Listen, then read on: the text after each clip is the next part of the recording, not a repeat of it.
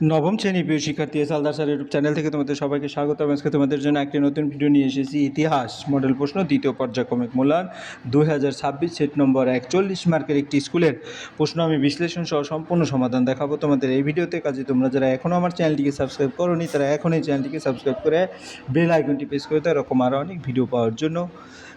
এটা দেখো subject history class 9 এবং ফুল মার্ক 40, টাইম কিন্তু 90 মিনিট। আর এখানে তোমার একটা সেট নম্বর 1 আমি বলে দিয়েছি। প্রশ্নটা আমি একটু বড় করে দেখি যাতে তোমাদের দেখতে সুবিধা হয়।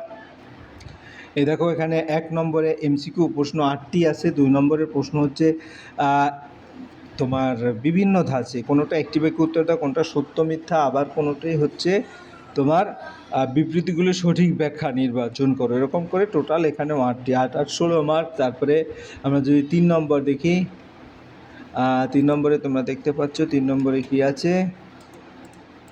হ্যাঁ, 3 নম্বরে তোমার গিয়া হলো নিম্নলিখিত প্রশ্নগুলো 2-3টি বাক্যে উত্তর দাও। 4টি প্রশ্ন, এখান থেকে যে কোনো 4টি 8 মার্ক এবং ঘ যেটা 4 নম্বরের 2টি প্রশ্ন 4 দুগুণে 8 মার্ক এবং উমতে আছে 8, অর্থাৎ 3টি প্রশ্ন আছে, যে কোনো একটি উত্তর করতে হবে। তা আমরা এক নজরে যে প্রশ্নটা আছে সেই প্রশ্নটি একসাথে দেখে ফেলি। এটা হচ্ছে পূর্ণাঙ্গ প্রশ্ন, যেটা 1 থেকে 8 দাগ নম্বর 5 দাগ নম্বর পর্যন্ত। হ্যাঁ, তাহলে আমরা প্রথমেই যাব 1 নম্বর উত্তরের বিশ্লেষণে। 1 নম্বর উত্তরটা হচ্ছে এটা। আবার 2 নম্বরটাও একটু বড় করে দেখিয়ে দিচ্ছি। 2 নম্বর এই 1 নম্বর প্রশ্ন। হ্যাঁ, তো 1 নম্বর প্রশ্নের প্রথম প্রশ্নটা কী ছিল আমরা একটু দেখে নেই। হ্যাঁ, নমুনা প্রশ্নপত্রে ভিয়েনা সম্মেলন যোগ দেননি। ভিয়েনা সম্মেলনে যোগ দেননি কে? বি, অর্থাৎ লুই ব্লাঙ্ক। কারণ কি? তৃতীয় ফ্রেডারিক উইলিয়াম যদি বলি প্রুশিয়ার শাসক ভিয়েনা সম্মেলনের সঙ্গে যুক্ত ছিলেন। লুই ব্লাঙ্ক ফরাসি সমাজতন্ত্রী নেতা, ভিয়েনা সম্মেলনে যোগ দেন এবং আলাদা আলাদা অপশন আছে। যাই হোক, আমাদের বি উত্তর হবে। এরপরে ইউরোপ বিপ্লবের বছর বলা হয়, ইউরোপকে বিপ্লবের বছর বলা হয় মূলত বি নম্বর 1848 খ্রিস্টাব্দকে। কারণ 1848 সালে ফ্রান্স, জার্মানি, ইতালি, অস্ট্রিয়া প্রভৃতি দেশে একযোগে বিপ্লব সংঘটিত হয়েছিল, তাই 1848 সালকে বিপ্লবের বছর বলা হয়। এরপর পরের প্রশ্ন 3 নম্বর, মানে 1-3, ইয়ং ইতালি প্রতিষ্ঠা করেছিলেন কে? ইয়ং ইতালি প্রতিষ্ঠা করেছিলেন মূলত মার্সিনি। কারণ কি? জিউসলেপে মার্সিনি 1831 সালে ইয়ং ইতালি প্রতিষ্ঠা করেন। এর উদ্দেশ্য ছিল ইতালির ঐক্য এবং স্বাধীনতা। এরপর পরের প্রশ্ন 4 নম্বর, ইংল্যান্ডের শিল্প বিপ্লবের পরিপ্রেক্ষিতে তৈরি করেছিলেন হচ্ছে তোমার বৈজ্ঞানিক আবিষ্কার। সি নম্বর উত্তর। আমরা যদি ব্যাখ্যা বলি, বিভিন্ন বৈজ্ঞানিক আবিষ্কার ও যন্ত্রের উদ্ভাবন শিল্প বিপ্লবের পথে প্রশস্ত করে, যেমন স্পিনিং জেনি, স্টিম ইঞ্জিন ইত্যাদি। কাজে বিজ্ঞানিক আবিষ্কার হবে তার উত্তর। এরপর পরের প্রশ্ন 4 নম্বর, দাস ক্যাপিটাল লিখেছিলেন। দাস ক্যাপিটাল মূলত লিখেছিলেন কে? Karl Marx. হ্যাঁ, কার্ল মার্কস 1867 সালে দাস ক্যাপিটাল গ্রন্থ রচনা করেন। এটি সমাজতান্ত্রিক চিন্তাধারণার অন্যতম গুরুত্বপূর্ণ গ্রন্থ কার্ল মার্কস। এরপর পরের প্রশ্ন, বলকান অঞ্চলে অন্তর্ভুক্ত ছিলেন মূলত কে? গ্রিস হচ্ছে বলকান অঞ্চলে অন্তর্ভুক্ত ছিলেন। বলকান অঞ্চলের দেশগুলোর, যেটা বি নম্বর, মধ্যে গ্রিস, সার্বিয়া, বুলগেরিয়া, রোমানিয়া প্রভৃতি ছিল। ফ্রান্স, ইংল্যান্ড ও জার্মানির বলকান অঞ্চলে অন্তর্ভুক্ত নয়। এরপর পরের প্রশ্ন হচ্ছে রাশিয়ার পার্লামেন্টের নাম কি? রাশিয়ার পার্লামেন্টের নাম যদি বলি আমরা এখানে ডুমা বলবো। এ নম্বরের উত্তর ডুমা। 1905 সালে বিপ্লবের পর রাশিয়ার সংসদ গঠিত, এই সংসদের নাম ছিল ডুমা। এরপর পরের প্রশ্ন, 14 দফা নীতি ঘোষণা করেন কে? মূলত 14 দফা নীতি সি নম্বর, উড্রো উইলসন ঘোষণা করেন। কারণ মার্কিন রাষ্ট্রপতি উড্রো উইলসন 1918 সালে তার বিখ্যাত 14 দফা নীতি ঘোষণা করেন। এর উদ্দেশ্য ছিল বিশ্ব শান্তি প্রতিষ্ঠা। এরপর পরের প্রশ্ন আমরা যদি দেখি, পরের প্রশ্ন হচ্ছে তোমার 2 নম্বরের প্রশ্ন, একটি বাক্যে উত্তর দাও। কার্লসবার্গ ডিক্রি কে জারি করেন? যেমন উত্তর প্রশ্নগুলি দেখতে পাচ্ছি বি, সি এবং প্রতিটা প্রশ্নে এখানে দেখানো হচ্ছে। এরপরে আমরা চলে যাই উত্তর। কার্লসবার্গ ডিক্রি কে জারি করেন? 1889 খ্রিস্টাব্দে অস্ট্রিয়ার চ্যান্সেলর মেটারনি কার্লসবার্গ ডিক্রি জারি করেন। হ্যাঁ, এর কারণটা আমি পরে ব্যাখ্যা দিয়ে দিলাম। এরপরে সুয়েজ খাল কেন খনন করা হয়েছিল? ইউরোপ ও এশিয়ার মধ্যে জলপথে যোগাযোগ দূরত্ব কমানোর জন্য সুয়েজ খাল খনন করা হয়েছিল। সুয়েজ খাল ভূমধ্যসাগর ও লোহিত সাগরে যুক্ত করেছে। এর ফলে ইউরোপ থেকে ভারতে যাতায়াতের সময় ও খরচ অনেক কম হয়। কোন দেশ চীন উন্মুক্ত দ্বারনীতি প্রস্তাব করেন? মার্কিন যুক্তরাষ্ট্র, যেটা আমেরিকা, চীনে উন্মুক্ত দ্বারনীতি প্রস্তাব করেন। পরের প্রশ্ন হচ্ছে বি, সত্য বা মিথ্যা, জার্মানি ঐক্য প্রতিষ্ঠার ভূমিকা নিয়েছিলেন গ্যারিবিল্ড। এটা মিথ্যা, কারণ এটা নিয়েছিলেন কে? জার্মানির ঐক্য প্রতিষ্ঠায় বিসমার্ক প্রধান ভূমিকা পালন করেন, কিন্তু আছে গ্যারিবিল্ড। এরপরে প্রশ্ন, স্পিনিং জেনি আবিষ্কার করেছিলেন কে? স্পিনিং জেনি এটা হারগ্রিভস। এটা সত্য, কারণ 1764 সালে জেমস হারগ্রিভস স্পিনিং জেনি আবিষ্কার করেন। এটি শিল্পের একটি গুরুত্বপূর্ণ আবিষ্কার। এরপরে 1929 খ্রিস্টাব্দে ইউরোপে মহামন্দা দেখা দেয়। এটা কি? এটা সত্য, কারণ 1929 সালে আমেরিকার শেয়ার বাজার ধসের পর বিশ্বব্যাপী অর্থনৈতিক সংকট শুরু হয়। এরপর পরের প্রশ্ন হচ্ছে, নিম্নলিখিত বিবৃতিগুলোর সঠিক ব্যাখ্যা নির্বাচন করে। ভারতে ব্রিটিশ উপনিবেশ তৈরি করা হয়েছিল, এটা এর সাথে মিল আছে, কারণ শিল্প বিপ্লবের জন্য দরকারি কাঁচামাল সংগ্রহের জন্য ব্রিটিশ শিল্প কারখানার জন্য তুলা, পাট, নীল প্রভৃতি কাঁচামাল প্রয়োজন ছিল। ভারত সেই কাঁচামালের প্রধান উৎস ছিল, তাই অন্যান্যগুলি এখানে হবে না। এরপর পরের প্রশ্ন, বিবৃতি 1919 খ্রিস্টাব্দে জাতিসংঘের প্রতিষ্ঠা হয়েছিল। এটা সঠিক ব্যাখ্যা বিশ্ব শান্তি প্রতিষ্ঠার জন্য। এখানে জাতিসংঘ বলতে প্রকৃতপক্ষে জাতিপুঞ্জ লিগ অব নেশন বোঝানো হয়েছে। প্রথম বিশ্বযুদ্ধের পর ভবিষ্যতে যদি প্রতিরোধ এবং বিশ্ব শান্তি প্রতিষ্ঠার উদ্দেশ্যে এটি গঠিত হয়।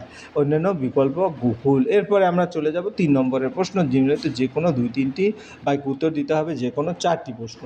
তো প্রথম প্রশ্ন, বিসর্জিমেন্টো কি?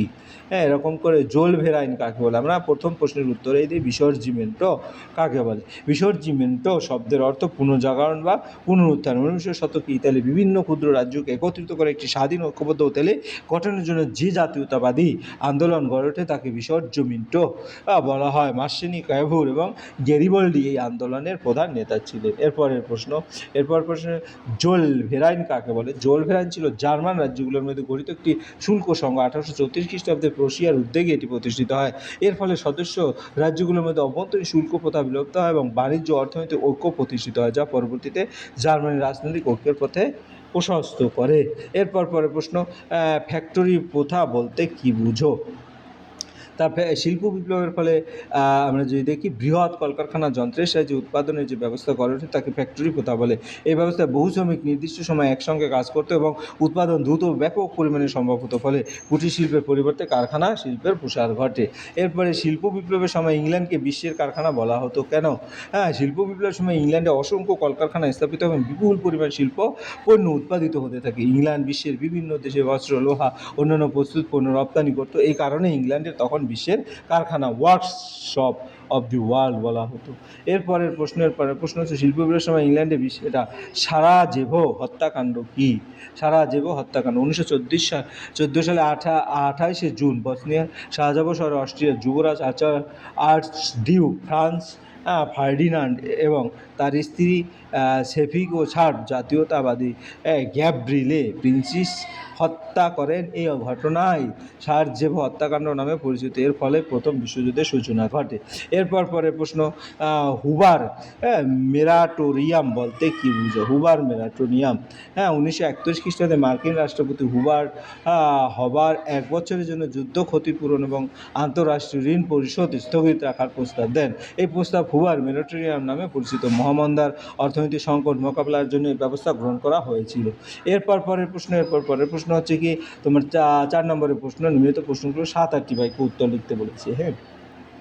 তাহলে 4 নম্বরের প্রশ্ন মূলত 3টা প্রশ্ন আছে, এর মধ্যে 2টো অ্যান্সার করতে হবে। আমরা প্রথমে যদি বলি ভিয়েনা সম্মেলন, এটা টিকা লিখতে বলছে। নেপোলিয়ানের পতনের পর ইউরোপে শান্তি ও স্থিতিশীল প্রতিষ্ঠার উদ্দেশ্যে 1814 থেকে 1815 খ্রিস্টাব্দে অস্ট্রিয়ার রাজধানী ভিয়েনা একটি আন্তর্জাতিক সম্মেলন অনুষ্ঠিত হয়, যা ভিয়েনা সম্মেলন নামে পরিচিত। অস্ট্রিয়ার প্রধানমন্ত্রী মেটারনিখ ছিলেন এর প্রধান সংগঠক। এর সম্মেলনে অস্ট্রিয়া, রাশিয়া, প্রুশিয়া, ইংল্যান্ড এবং ফ্রান্সের প্রতিনিধিরা অংশগ্রহণ করেন। সম্মেলনের মূল উদ্দেশ্য ছিল নেপোলিয়নের দ্বারা পরিবর্তিত ইউরোপের রাজনৈতিক মানচিত্র পুনর্গঠন করা, বৈধ রাজবংশ পুনঃপ্রতিষ্ঠা করা, শক্তির ভারসাম্য রক্ষা এবং বিপ্লবী ভাবধারা দমন করা এবং এর প্রধান নীতি। ফ্রান্সকে 1792 সালে সীমানা পেরিয়ে আনা হয়। যদিও এই সম্মেলন সাময়িকভাবে শান্তি প্রতিষ্ঠা করেছিল, তবে জাতীয়তাবাদ উদারতাবাদের আদর্শকে দমন করতে পারেনি। পরবর্তীকালে ইউরোপের বিভিন্ন দেশে জাতীয়তাবাদী আন্দোলন বিকাশ ঘটে। পরের প্রশ্ন হচ্ছে যোগাযোগ ব্যবস্থার উন্নয়নের যোগাযোগ ব্যবস্থার উন্নয়নের সঙ্গে ইংল্যান্ডের শিল্প বিপ্লবের সম্পর্ক বিশ্লেষণ করো। ইংল্যান্ড শিল্প বিপ্লবের সাফল্যের পেছনে উন্নত যোগাযোগ ব্যবস্থা গুরুত্বপূর্ণ ভূমিকা পালন করেছিল। শিল্প কারখানার উৎপাদিত পণ্য দ্রুত বাজারে পৌঁছে দেওয়ার জন্য উন্নত সড়ক পথ নির্মাণ করা হয়। খালপথের উন্নয়নের ফলে কয়লা, লোহা, অন্যান্য কাঁচামাল সহজে এক স্থান থেকে অন্য স্থানে পরিবহন করা সম্ভব হয়। পরবর্তীকালে বাষ্পচালিত রেলপথের আবিষ্কার পরিবহন ব্যবস্থায় বৈপ্লবিক পরিবর্তন আনে। রেলপথের মাধ্যমে কম সময়ে অধিক পণ্য পরিবহন সম্ভব হয়। বন্দরগুলোর উন্নতির ফলে দেশ বিদেশের সঙ্গে বাণিজ্য বৃদ্ধি পায়। এর ফলে কাঁচামাল আমদানি এবং প্রস্তুত পণ্য রপ্তানি সহজ হয়। তাই বলা যায় যোগাযোগ ব্যবস্থার উন্নয়ন শিল্প বিপ্লবকে ত্বরান্বিত করেছিল, ইংল্যান্ডের বিশ্বের প্রধান শিল্পোন্নত দেশ পরিণত করেছিল। পরের প্রশ্ন রাশিয়ার অর্থনীতি কীভাবে রুশ বিপ্লবের প্রেক্ষাপট তৈরি করেছিল।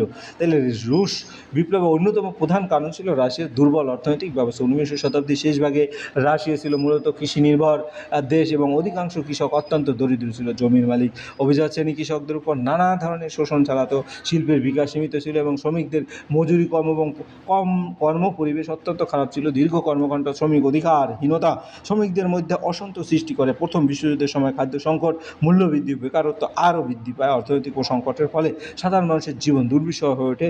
এই পরিস্থিতিতে জারতন্ত্রের বিরুদ্ধে জনগণের ক্ষোভ বৃদ্ধি পায় এবং শেষ পর্যন্ত 1917 সালে রুশ বিপ্লব সংঘটিত হয়। পরের প্রশ্ন আমরা যদি দেখি 5 নম্বরের প্রশ্ন, পরের যে কোনো একটি প্রশ্নের উত্তর দিতে হবে। 8 মার্কের যে প্রশ্ন, এখানে বিসমার্কের রক্ত লৌহ নীতি জার্মানি ঐক্য ঘটিয়েছিল, মন্তব্যটি যুক্তিসহ আলোচনা করো। এখানে কিন্তু একটা প্রশ্ন 8 মার্ক, কাজে এখানে একটু বড় হবে। তাই অটো ফন বিসমার্ক জার্মানি একীকরণ প্রধান স্থপতি হিসেবে পরিচিত। 1862 সালে প্রুশিয়ার প্রধানমন্ত্রী হওয়ার পর তিনি ঘোষণা করেন যে জার্মানির সমস্যা বক্তৃতা বা গণতান্ত্রিক পদ্ধতিতে নয়, বরং রক্ত, লৌহ, ব্লাড অ্যান্ড আয়রন নীতির মাধ্যমে সমাধান হবে। এখানে রক্ত বলতে যুদ্ধ ও লৌহ বলতে সামরিক শক্তিকে বোঝানো হয়েছে। বিসমার্ক বিশ্বাস করতেন যে শক্তিশালী সেনাবাহিনী বাস্তববাদী কূটনীতির সাহায্যে জার্মানি ঐক্য প্রতিষ্ঠা সম্ভব। এই নীতির প্রথমে প্রয়োগ দেখা যায় 1864 সালে ডেনমার্কের বিরুদ্ধে। এই বিরুদ্ধে প্রুশিয়া, অস্ট্রিয়া মিলিতভাবে ডেনমার্ককে পরাজিত করে স্লেজভাগ ও হলস্টাইন দখল করে। এরপর বিসমার্ক কৌশলে অস্ট্রিয়ার সঙ্গে বিরোধ সৃষ্টি করেন এবং 1866 সালে সাডোয়া বা কোয়েনিইক গ্রাৎসের যুদ্ধে অস্ট্রিয়াকে পরাজিত করেন। এর ফলে অস্ট্রিয়ার প্রভাব জার্মানি থেকে দূর হয় এবং উত্তর জার্মানি সংঘ গঠিত হয়। পরবর্তী পর্যায়ে বিসমার্ক ফ্রান্সকে বিচ্ছিন্ন করে 1870 থেকে 71 সালে ফ্রাঙ্কো প্রুশিয়া যুদ্ধ শুরু করেন। এই যুদ্ধে ফ্রান্সের পরাজয় ঘটে এবং দক্ষিণ জার্মান রাজ্যগুলোর প্রুশিয়ার নেতৃত্বে যোগ দেয়। অবশেষে 1871 সালের 18 জানুয়ারি ফ্রান্সের ভাষায় প্রাসাদে প্রথম উইলিয়াম জার্মান সম্রাট ঘোষণা করা হয়। জার্মানি ঐক্য সম্পূর্ণ হয়। এই সুতরাং বলা যায় বিসমার্কের দক্ষ কূটনীতি, সামরিক শক্তি এবং রক্ত লৌহ নীতির ফলে জার্মানি ঐক্যীকরণ সম্ভব হয়েছিল। তাই এই নীতি জার্মানি ঐক্যের প্রধান ভিত্তি ছিল। পরের প্রশ্ন, পেরিকমিয়ন বিষয়ে একটি টিকা লেখো। পেরিকমিয়ন বিষয়ে একটি টিকা, এখানে তোমরা দেখে নাও ভালো করে। আমি একটি প্রশ্ন ডিটেলস বলছি, বাকিটা তোমরা দেখে মুখস্থ করে নেবে। তারপরের প্রশ্ন সেটা হচ্ছে প্রথম বিশ্বযুদ্ধের প্রকৃতি বিশ্লেষণ করো। ভাষায় চুক্তির মূল শর্তগুলি কী ছিল? এই হচ্ছে তার উত্তর। প্রথম বিশ্বযুদ্ধ মূলত 1914 থেকে 1918 যেটা মানব ইতিহাসের প্রথম। এরকম করে পুরো প্রশ্নটা তোমরা এখানে দিয়ে দেওয়া আছে, তোমরা সুন্দর করে পড়ে তারপরে তোমাদের প্রস্তুতিতে যাবে। পরিশেষে বলবো, ভিডিওটি যদি মনোযোগ সহকারে দেখো, ফুল প্রশ্নই কিন্তু ক্লিয়ার করে বলে দিয়েছি এবং নিখুঁত প্রশ্নের উত্তরগুলি তোমরা এখান থেকে পড়লে অনেকেই লাভবান হবে। যাই হোক, ভিডিওটি দেখার জন্য অসংখ্য ধন্যবাদ। ভিডিওটি ভালো লাগলে লাইক, কমেন্ট, শেয়ার করতে ভুলবে না। আজ এই পর্যন্তই, ধন্যবাদ সবাই।